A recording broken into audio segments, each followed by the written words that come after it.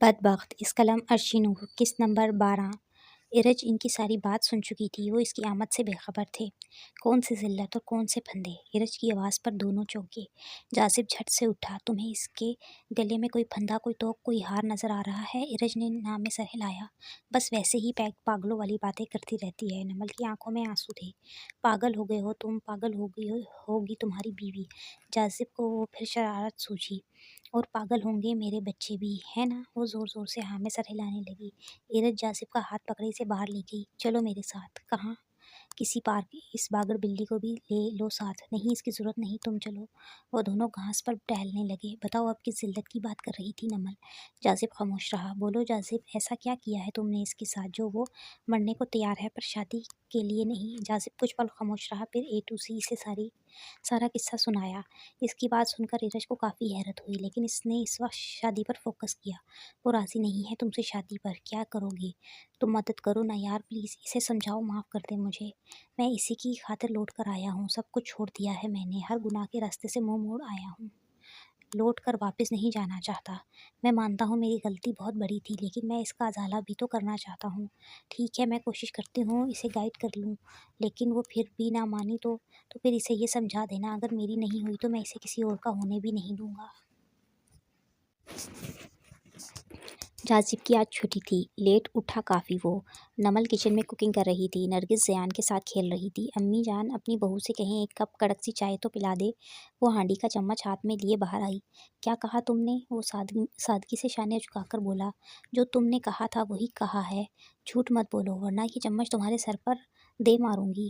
نرگس دونوں کو دیکھنے لگی۔ قسم سے امی میں جھوٹ نہیں بول رہا، جب پہلی بار اسے یہاں دیکھا تھا تو اس نے یہی کہا تھا کہ بہو ہے اس گھر کی۔ میں نے پوچھا اس نے کون سے بیٹے کی تو اس نے اپنے شوہر کا نام بھی نہیں آتا تھا۔ نرگس نے نمل کی طرف دیکھا۔ امی فضول میں بول رہا ہے یہ، میں نے ایسا کچھ نہیں کہا۔ رکو ذرا تم۔ وہ چمچ لیے اس کی طرف بڑھی۔ جاذب کو اسد کا پھٹا ہوا سر یاد آیا تو وہ بھاگا باہر، وہ بھی اس کے پیچھے اندھا دھند بھاگی۔ جیسے ہی بھاگتے ہوئے اس نے چمچ سے وار کیا تو اندر آتے شاہ جی کے سر پر جا لگا۔ جاذب کی ہنسی رک ہی نہیں رہی تھی شاہ جی کے سر پر چمچ سے پڑنے والا گیند نما گلولہ دیکھ کر۔ شاہ جی چکرا کر رہ گیا۔ نمل شرمندگی سے اندر بھاگنے لگی تو جاذب نے اسے آڑے ہاتھوں لیا۔ کہاں بھاگ رہی ہو دم دبا کر؟ شاہ جی کی آواز پر نرگس باہر آئی۔ اس نے سر پکڑے سلام کیا۔ سر کیوں پکڑ رکھا ہے تم نے؟ مجھے نہیں معلوم تھا اماں جی، آپ کے گھر میں مہمانوں کو چمچے کے وار سے ویلکم کیا جاتا ہے۔ نرگس کو کافی غصہ آیا نمل پر۔ یہ کیا حرکت کی ہے تم نے؟ جاذب نے جلدی سے کھینچ کر اسے نرگس کے آگے پیش کیا۔ امی وہ میں نے اسے مارا تھا، یہ بیچ میں آ گئے۔ کیسے لگا ان کو؟ مجھے نہیں پتا۔ شاہ جی رومال سے سر دبا کر بولا۔ ظاہر ہے میڈم، مارنے والے کو کیسے پتا چل سکتا ہے؟ یہ تو چمچ کھانے والا ہی جانتا ہے کہ دن میں تارے کیسے نظر آتے ہیں۔ حد ہوتی ہے نمل بچپنے کی بھی، اگر اس کا سر پھٹ جاتا تو؟ جاذب فوراً بولا۔ امی بے فکر رہیں، سر پھٹنے سے خون نہیں نکلنا تھا بلکہ سارا بھوسا آنا تھا باہر۔ نرگس کو ہنسی آئی، وہ شاہ جی کو اندر لے گئی۔ نمل کچن میں غائب ہو گئی۔ بام لگاؤں؟ آیوڈیکس؟ نرگس نے شاہ جی سر پر بام لگاؤں؟ نمل نے ہانڈی کا چمچ جھاڑا تو آواز باہر تک آئی۔ جاذب نے اونچی آواز لگائی، چمچ ذرا آہستہ ہلاؤ بہو رانی، مہمان کا سر ہلا کر بھی چین نہیں آیا تمہیں؟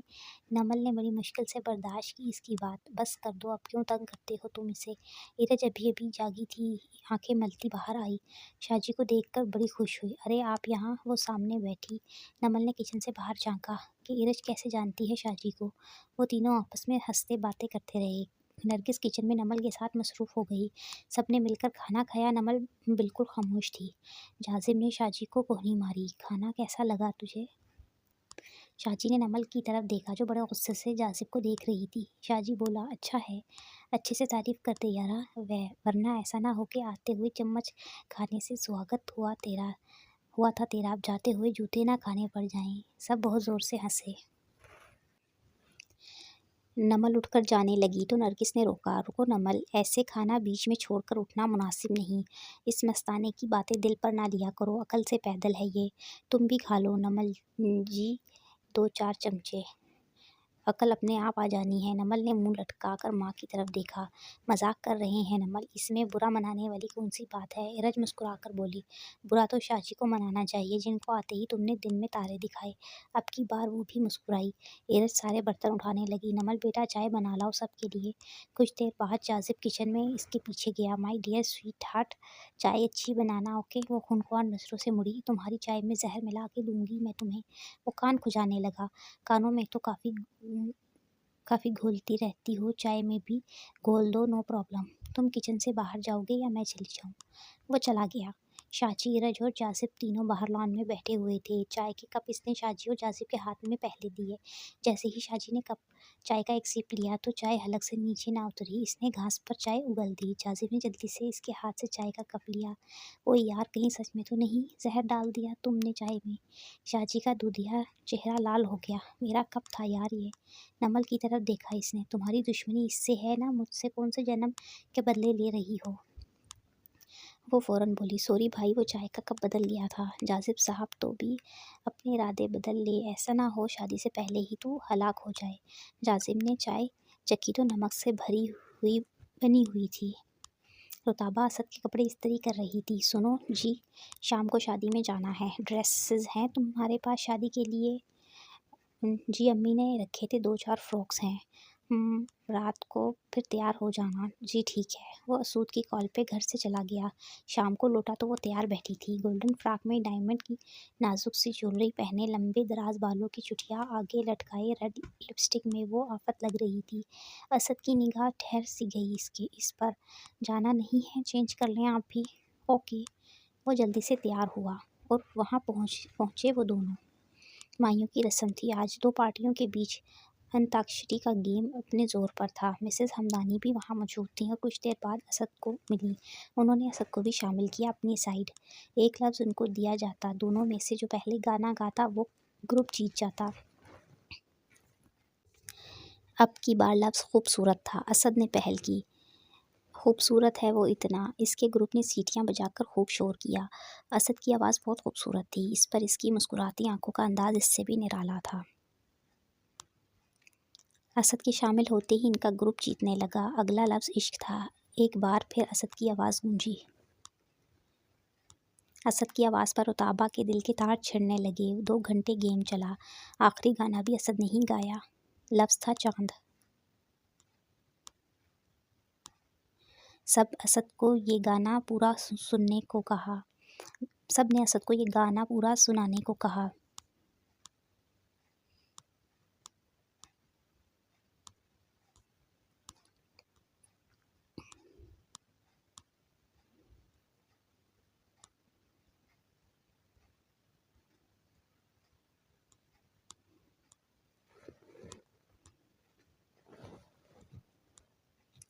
نرگس کے کہنے پر نمل جاذب کے ساتھ شاپنگ کے لیے گئی۔ جاذب بڑا خوش تھا اس کے ساتھ جانے پر۔ گاڑی میں رومانوی گانا لگا کر وہ خود بھی گنگنا رہا تھا۔ 2 باتیں ہو سکتی ہیں صنم تیرے انکار کی۔ نمل نے ٹیپ بند کی۔ اسے کیوں بند کیا تم نے؟ یا اسے بجنے دو یا اپنا باجا بند کرو۔ جاذب ہنسا۔ ہا ہا ہا، اچھا تو یوں کہو نا، ناگوار گزر رہا ہے تمہاری سماعتوں کو میرا باجا۔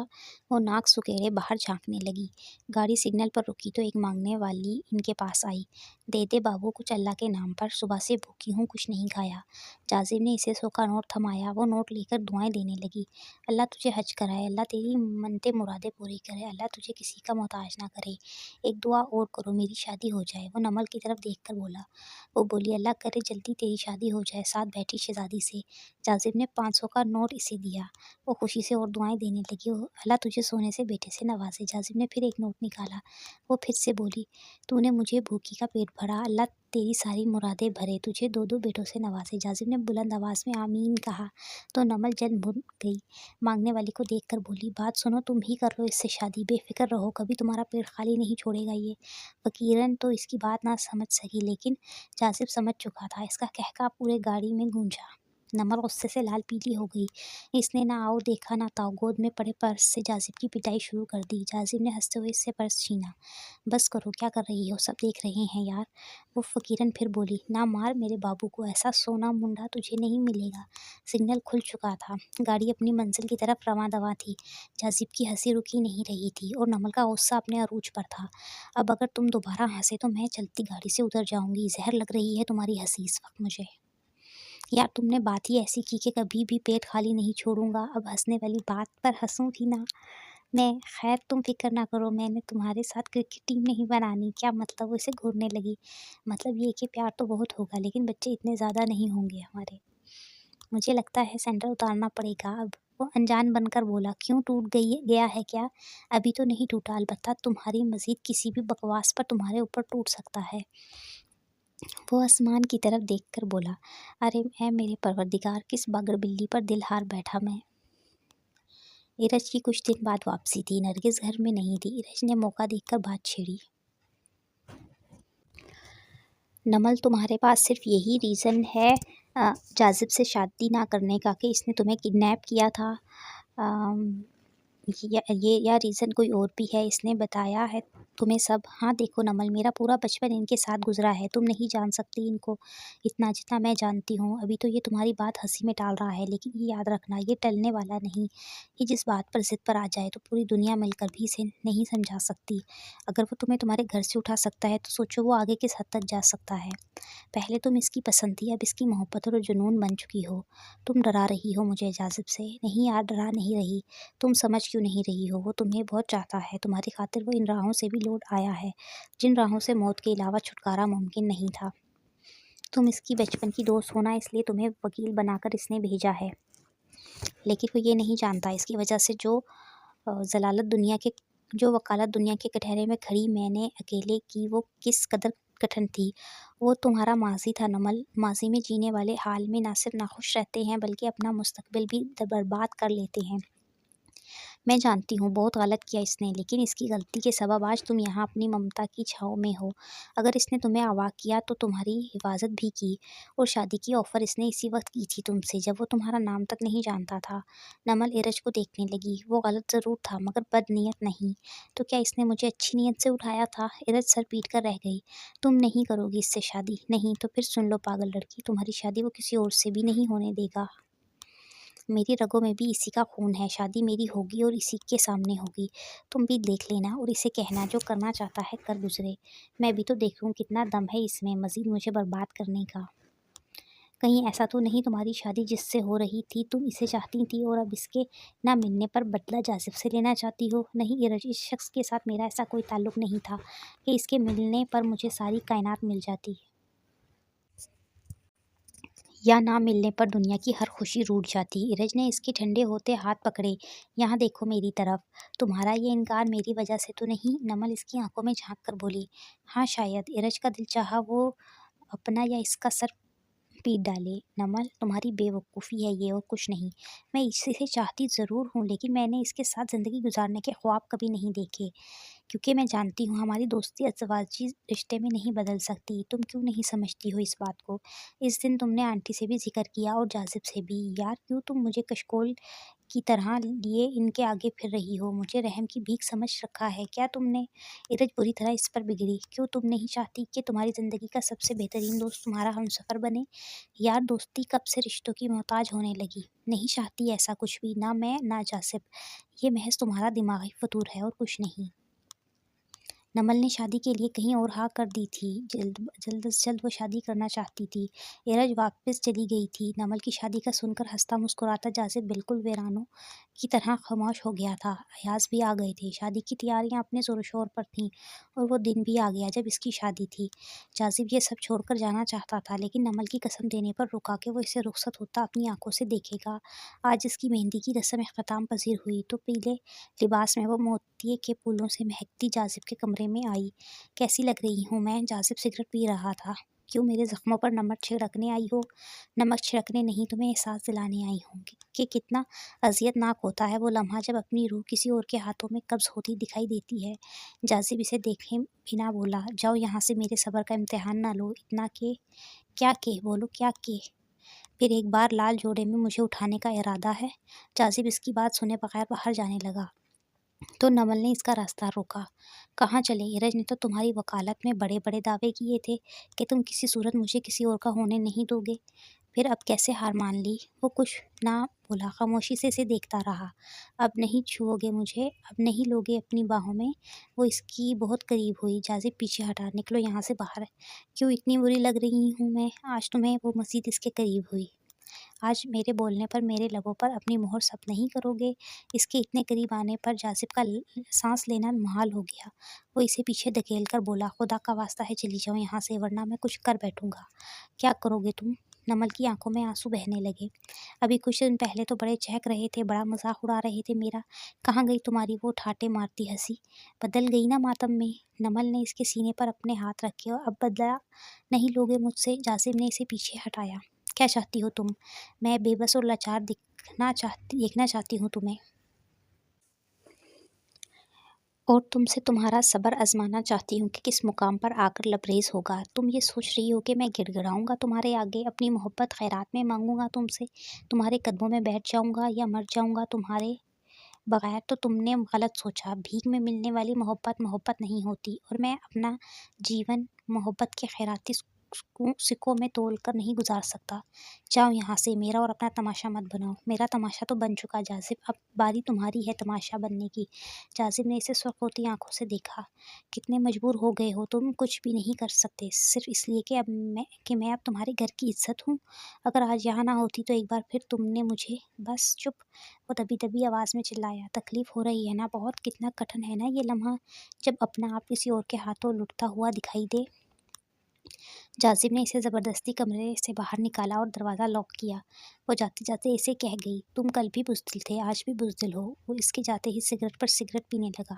عجیب پاگل لڑکی ہے، مجھے اذیت دیتے ہوئے خود بھی اذیت سے دوچار ہوتی ہے۔